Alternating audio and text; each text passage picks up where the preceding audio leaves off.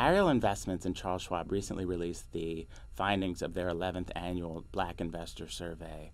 And what they've looked at are the investing habits of black and white households with an annual income of at least $50,000. And they found, unfortunately, that even after 11 years, there are still some significant differences in investor savings and behavior.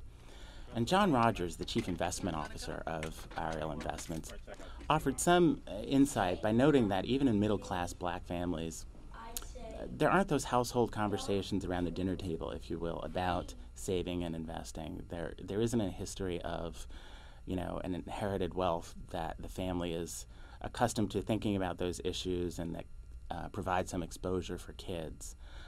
To quickly look at some of the data, they found that on average, blacks contributed $169 a week to their 401k plans versus $249 for whites.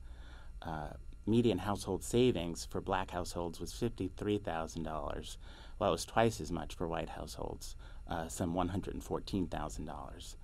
And then in terms of participation in the market, it may seem like an odd time to talk about the value of being in the stock market.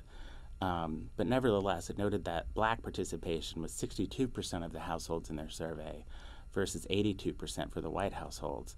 Now, you may think that's a good thing right now, but history has shown us that the market rebounds, and the reality is that right now, participation in the stock market is essential for our retirements. So until we see some other model out there, that's the reality, and we need to figure out a way to make folks mindful of this difference, and employers can take some action to recognize these cultural differences in their staff and perhaps encourage greater participation from that.